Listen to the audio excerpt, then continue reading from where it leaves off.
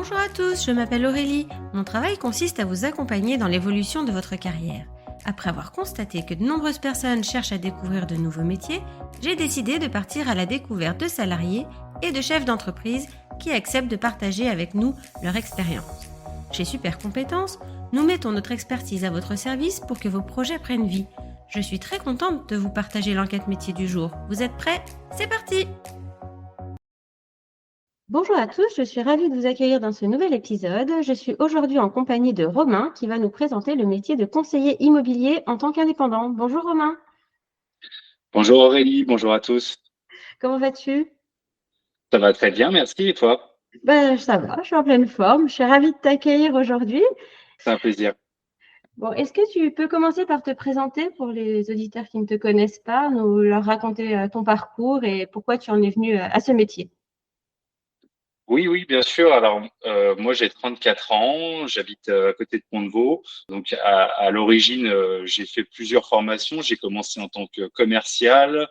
Ensuite, je suis parti 1 an en Australie, j'ai repris les études. Puis, je me suis dirigé petit à petit vers la communication. J'ai fait un master. Puis, ça m'a tout de suite pas plu. Mais j'ai un peu insisté dans cette voie. J'aurais peut-être pas dû. J'en ai eu un petit peu marre au bout de quelques temps. Donc, j'ai persisté. J'ai eu un CDI à l'URSSAF tout de suite après mes études. J'étais chargé de communication là-bas. Ce métier ne m'intéressait pas plus que ça, mais bon, au moins ça avait le mérite de payer les factures. Et je suis resté quelques temps. Et après le Covid, comme beaucoup de gens, j'en ai eu marre. Et donc, j'ai décidé de quitter ce métier.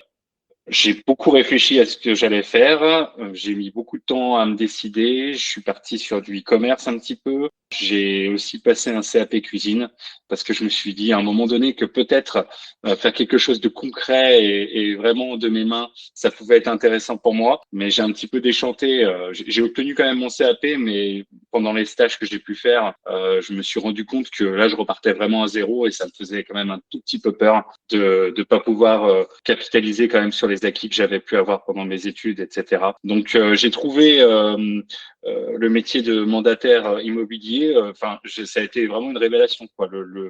J'y pensais déjà depuis un certain temps, mais ça me paraissait difficile. Et quand j'ai entendu une personne qui présentait le métier de manière très concrète, qu'est-ce qu'il faisait, quelles étaient ses missions au quotidien, j'ai tout de suite accroché et je me suis dit qu'en fait, c'était possible pour moi de le faire aussi, quoi. J'avais les compétences. Je sais pas, j'ai ressenti un grand soulagement, quoi.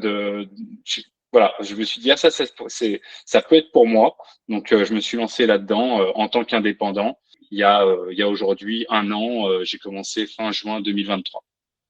Ok. Et donc maintenant, est-ce que tu peux nous décrire ton métier au quotidien, justement, les missions que tu réalises? Oui, alors le principe du métier, il est pas compliqué à expliquer. On est intermédiaire donc entre des vendeurs et des acheteurs, donc ou alors des personnes qui veulent mettre en location un bien et des personnes qui veulent être locataires. Donc notre boulot, c'est celui d'intermédiaire. On est là avant tout pour maximiser le nombre de contacts qu'on va avoir avec des gens qui ont un projet de vente ou un projet d'achat ou de location, etc. Des gens qui ont un projet immobilier de toutes sortes, pour ensuite pouvoir trouver des relations et puis les mettre en relation entre eux, quoi, les présenter les uns aux autres et se faire rémunérer pour ça. Donc au quotidien, ce qui prend le plus de temps, ça va être la prospection par du téléphone, du porte-à-porte, du relationnel, que ce soit avec des commerçants, avec des personnes établies dans le coin. Moi, je suis pas de Pont-de-Vaux à l'origine, donc j'ai tout à construire à ce niveau-là. J'étais à Lyon encore il y a 2 ans. Donc, c'est principalement de la prospection. Après, il y a aussi de la gestion, il y a de la formation. C'est très important aussi de se former. Je dédie à peu près entre 15 et 20% de mon temps toujours à la formation. Voilà, au quotidien, j'essaye de répéter des plages horaires. Le matin, plutôt de la prospection, le soir, plutôt du téléphone ou encore de la prospection si j'ai pas pu le faire le matin. Et je me réserve des plages pour la gestion des dossiers, rendre des estimations et me former. Ok. Et donc, au milieu, il se fait les visites, les visites de Il y biens. a il y a aussi la partie visite, il y a les rendez-vous avec des vendeurs quand on doit présenter soit des estimations, soit ses services ou les deux. et prendre contact avec eux ou même faire du suivi. C'est-à-dire que quand on a vu une personne, les projets courent sur des fois plusieurs années. On a des personnes qui peuvent être potentiellement intéressées. Bah là, du coup, il faut retourner les voir, il faut garder le lien. Donc voilà, il faut organiser tout ça. On est très autonome, mais du coup, il faut pouvoir gérer son temps et puis organiser tout ça. Donc, pas de journée type, adaptabilité. Bah, voilà, c'est ça. En fait, il faut arriver à garder une certaine routine quand même, sinon on s'y perd, je pense. Donc, j'essaie de réserver des plages horaires sur ces actions de prospection, de gestion de clients que j'ai déjà en portefeuille. Mais il faut garder quand même une bonne flexibilité, au moins un tiers du temps qui soit flexible, parce qu'il y a beaucoup d'imprévus, il faut être réactif. C'est un métier de service. Et puis, les personnes qui nous engagent ont besoin qu'on soit là pour elles, souvent. Elles ont besoin d'être rassurées, elles ont des questions. C'est important, c'est souvent les économies d'une vie qui sont en cause. Donc, il faut qu'on soit là Ok. et réactif. Tu les accompagnes chez le notaire aussi, par exemple?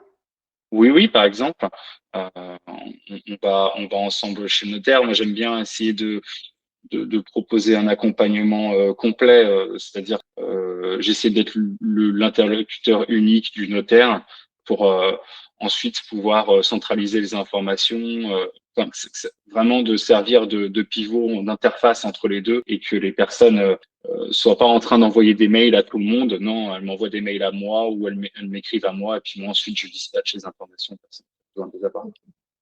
Quelles sont tes conditions de travail? Tu travailles tous les jours, le week-end?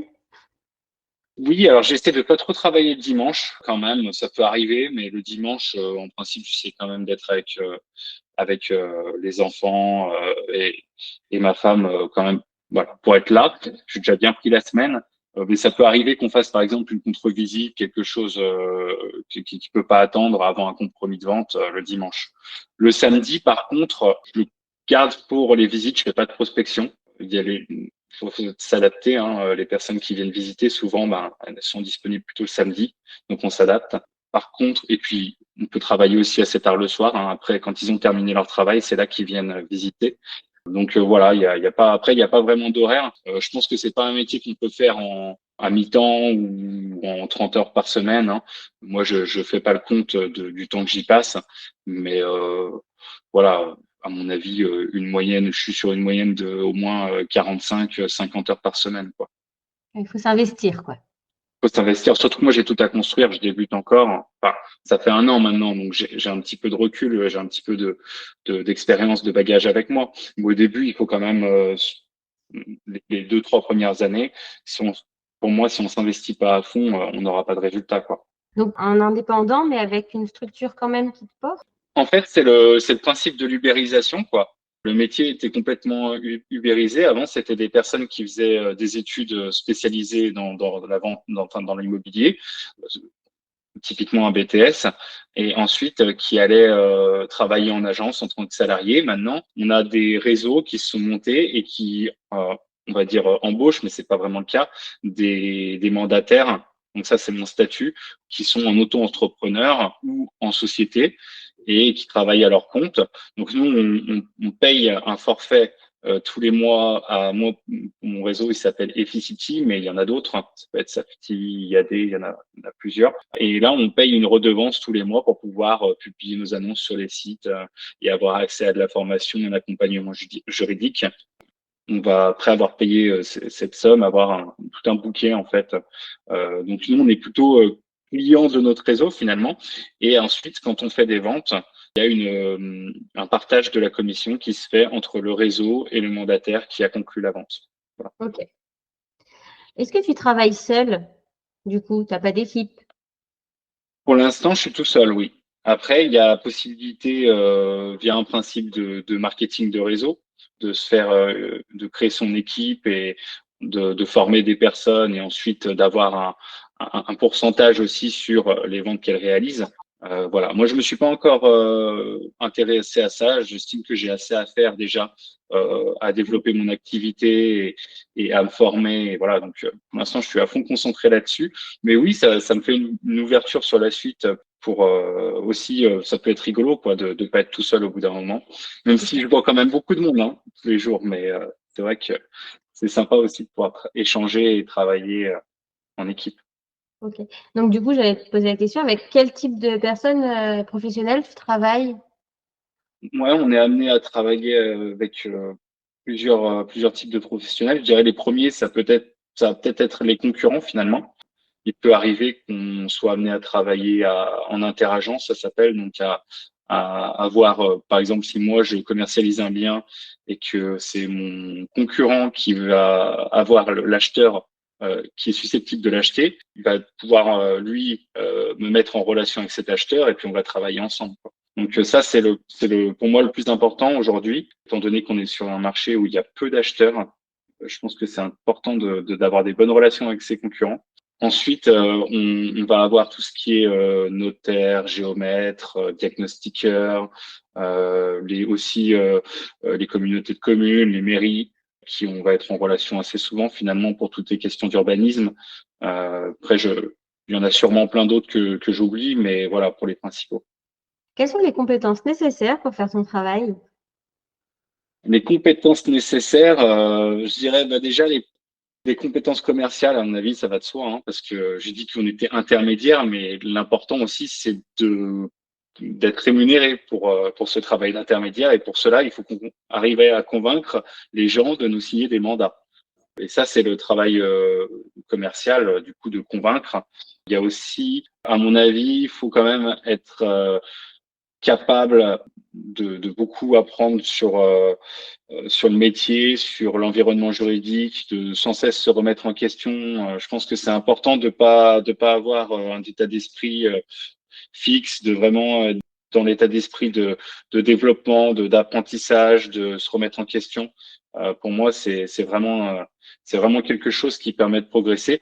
Pas oublier que on invite les gens à nous faire confiance, donc on doit se vendre soi. Moi, ce que je vends rien en fait au final. Je vends moi, mes services, mes compétences, aussi ma sympathie, parce que je suis un facilitateur dans les ventes. Donc, il faut, à mon avis, c'est pas vraiment une compétence, mais c'est un état d'esprit qui fait qu'il faut être capable de toujours se remettre en question et d'être capable de grandir, d'apprendre et de pas se laisser avoir par les petites difficultés qu'on peut avoir au quotidien qui sont nombreuses, quoi.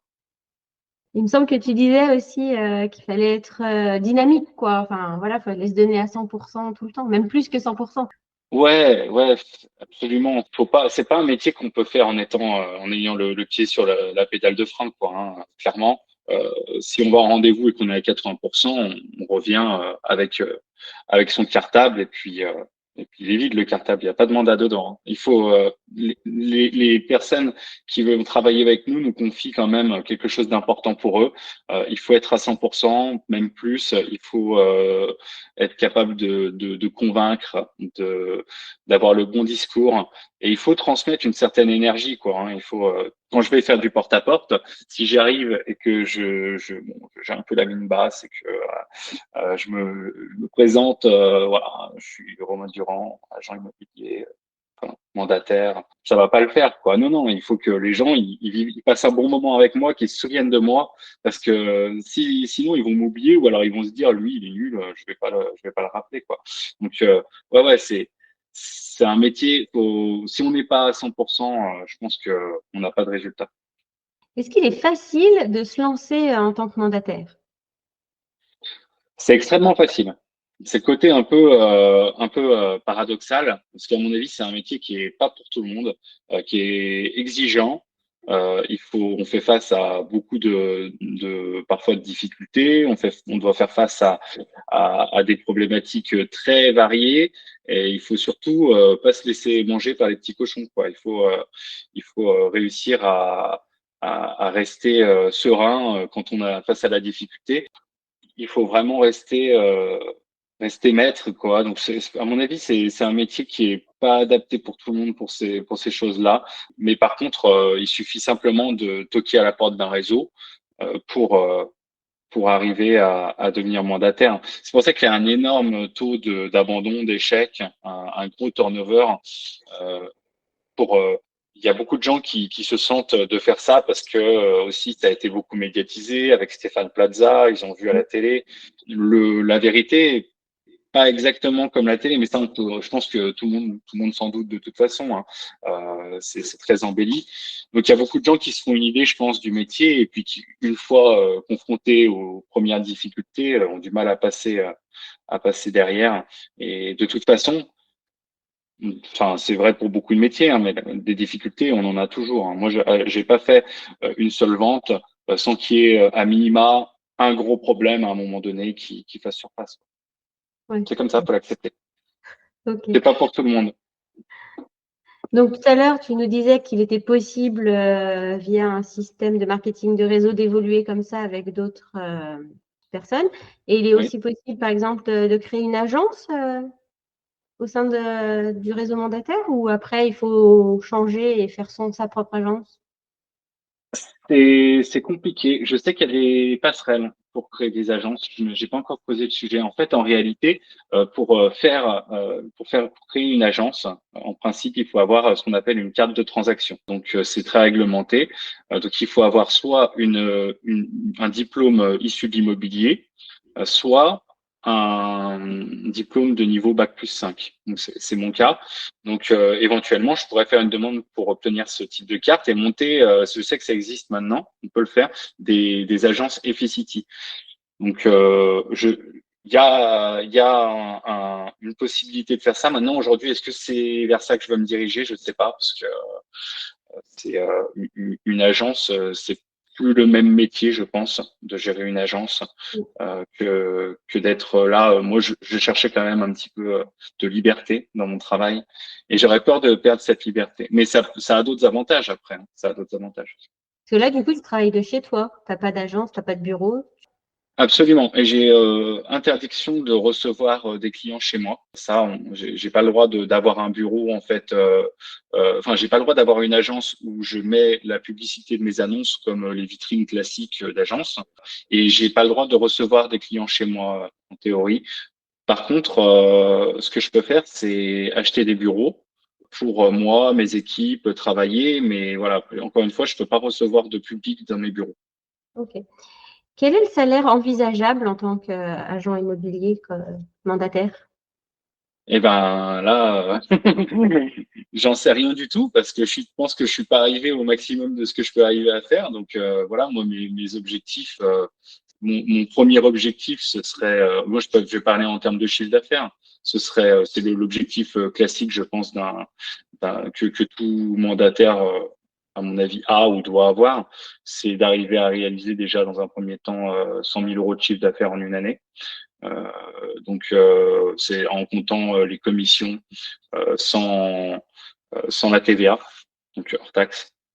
Voilà, ce qui permet, alors j'ai pas fait le calcul, mais à mon avis, ce qui permet d'obtenir une rémunération nette qui doit être entre 4 000 et 4 500 euros par mois.